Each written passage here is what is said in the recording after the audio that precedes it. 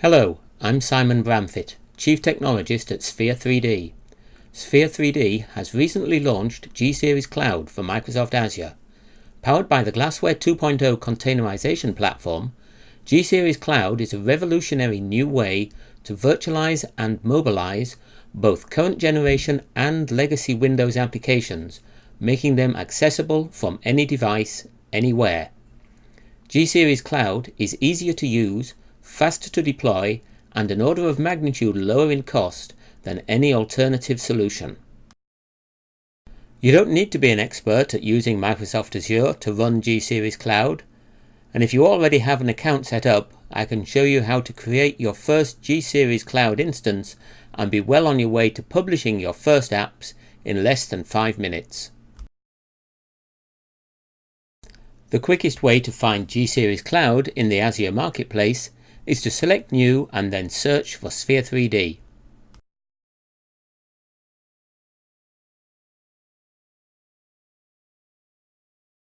And there we have it, G-Series Cloud powered by Glassware 2.0.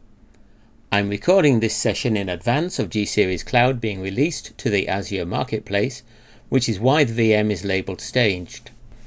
Other than that, what you see here is exactly what you will see post-release. I'm going to select my app from the Marketplace and hit Create.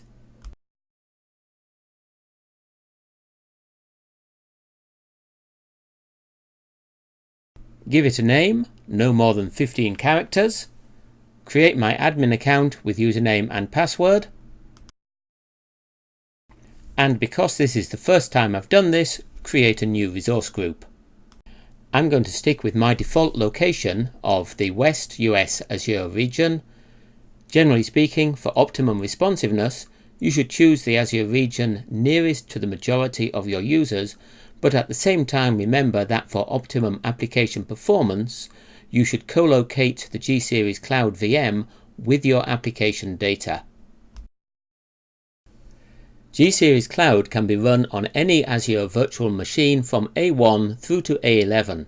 For large production workloads, we recommend the A7, A10 or A11 VMs, but for initial testing purposes, one of the smaller VMs should be sufficient. When using a typical productivity application such as Microsoft Word, an A3 instance should be able to support up to about 120 concurrent application sessions. So I'm going to select View All and scroll down to find the A3 instance.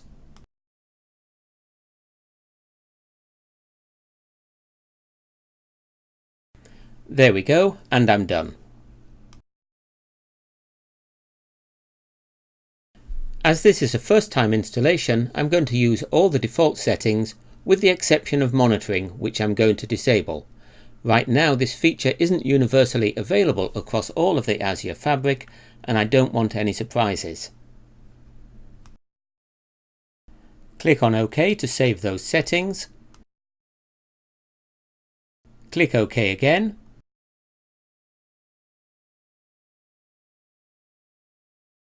And then click Create to start the build process.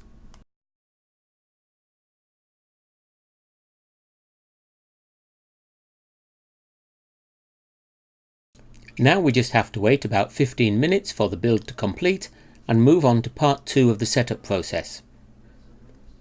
While we are waiting though, we need to confirm the public IP address of the G-Series Cloud instance that we are building so that we can connect to it once it is up and running. As with any other Microsoft Azure instance, the public IP address can be found by opening the virtual machines list and finding the new machine. If when you open the list of virtual machines you don't see the VM you have just created, just refresh the page a few times until it appears. Here it is. And here's its IP address. If you click on it once more, you can copy to the clipboard like so. And that's all there is to it. I'll come back in 15 minutes and show you how to complete the initial setup.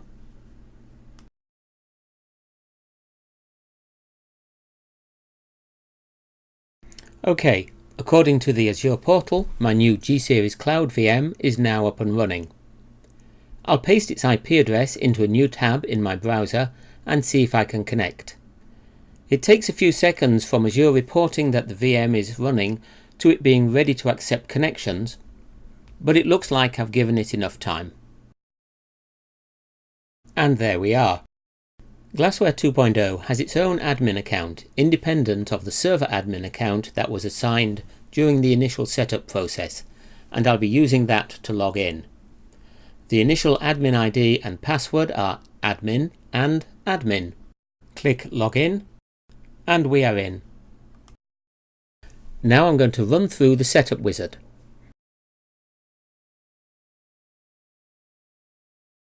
First I'll re-authenticate and it confirms that I'm already logged in, and then prompts me to create a new admin password. Now I'll enter a recovery email address and save those settings.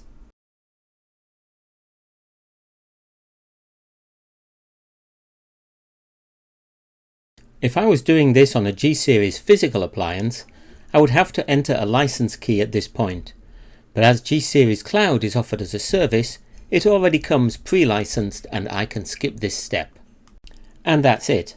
The setup wizard completes by itself and takes me straight through to the admin console where I can start to install and publish my applications.